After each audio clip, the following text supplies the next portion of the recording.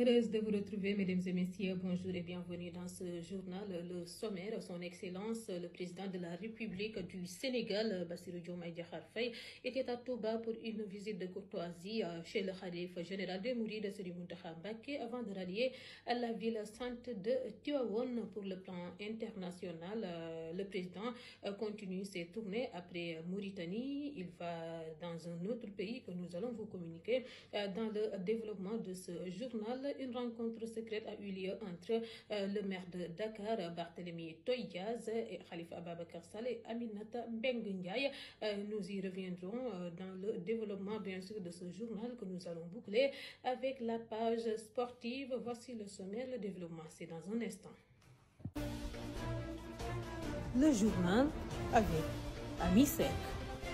Saisie record de moins d'un mois après la saisie de près de 92 kilos de drogue à Koumpentoum. La douane a réussi un bon coup à Kidira cette fois-ci, ou pas moins de 2137 kg de cocaïne dont la contre-valeur est estimée à plus de 90 milliards de francs CFA ont été saisis dans la nuit de dimanche à lundi. Le produit était dissimulé dans un camion frigorifique en provenance du Mali. L'observateur renseigne que la division opérationnelle de l'Office central de répression du trafic de stupéfiants, Octrice, a hérité de l'enquête à la suite d'une délégation judiciaire envoyée par le parquet de Tambacounda. Selon le quotidien d'information, l'équipe venue de Dakar a débarqué hier soir en renfort dans le cadre de la traque lancée contre le convoyeur qui est parvenu à entrer en cavale, laissant sur place la cargaison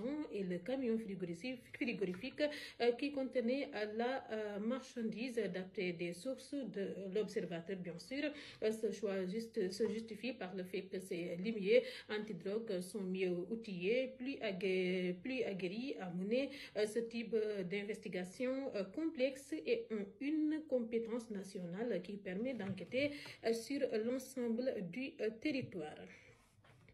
Comme je vous l'annonçais en titre, les retrouvailles se précisent. Les Échos du jour fait part d'une rencontre secrète entre le secrétaire général par intérim du Parti socialiste PS, Aminata Mbengue Ndiaye, et le candidat malheureux à la présidentielle du 24 mars dernier, Khalifa Ababacar Sall. Celui-ci est venu en compagnie du maire de Dakar, Barthélémy Toye Dias, et de l'édile de Grand Dakar, Jean-Baptiste Diouf. Souffle la source. Le quotidien d'information croit savoir qu'il était question à la débâcle électorale subie le mois de mars dernier, sans donner plus de précision.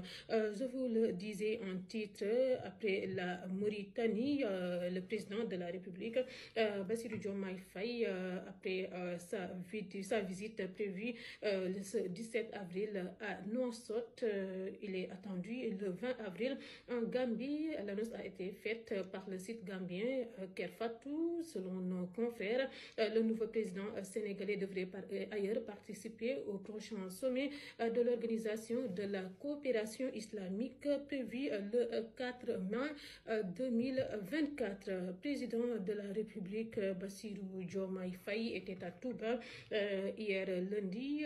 Il a effectué sa première sortie dans cette ville sainte avec une forte délégation composée des ministres du Transport, entre autres le chef de l'État, reçu par le khalife général des Mourides, Serigne Mountakha Mbacké, à Darou Minane.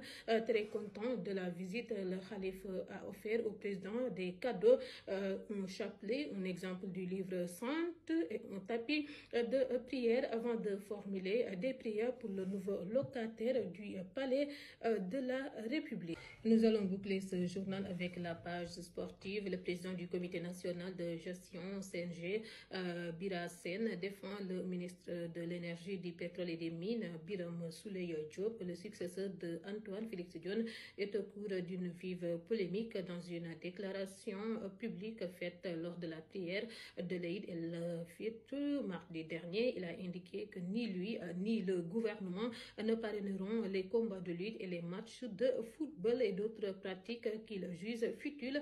Une sortie qui n'a pas plu du tout aux acteurs qui lui ont lancé des pics introsés par le journal spécialisé Record. Birassène calme le jeu. Je vois beaucoup d'acteurs réagir, alors qu'en mon sens, cette déclaration du ministre n'a rien de méchant, surtout que les promoteurs eux-mêmes ont dit que le parrainage n'est pas une grosse source de revenus pour les événements qu'ils organisent. Il poursuit: j'invite les acteurs à la compréhension et à se concentrer sur les événements de l'arène qui se profilent à l'horizon, notamment le drapeau du chef de l'État, les championnats d'Afrique de lutte de plage. Il faut essayer de comprendre. Le ministre, je lui souhaite la bienvenue et la réussite totale dans sa mission. L'ancien président du comité régional de gestion, Serge de lutte de Kaolack, de trancher, comme tout le monde le sait, il y a d'autres types de revenus qui permettent le bon fonctionnement de la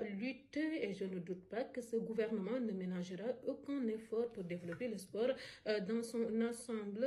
Le ministre ne dit pas que l'État ne va pas accompagner la lutte. Le successeur du docteur Alioune Sarr se félicite par la même occasion de la fusion des ministres du sport, de la jeunesse et de la culture, car apprécie-t-il, le ministère est maintenant complet. Je suis convaincue que c'est la lutte qui y gagne, surtout que la ministre Khady Gaye maîtrise son domaine puisqu'on a eu à la pratiquer par le passé. Elle est stricte avec une compétence avérée. Voilà, c'était le journal de ce mardi 16 avril 2024. À demain, Inch'Allah. Au revoir.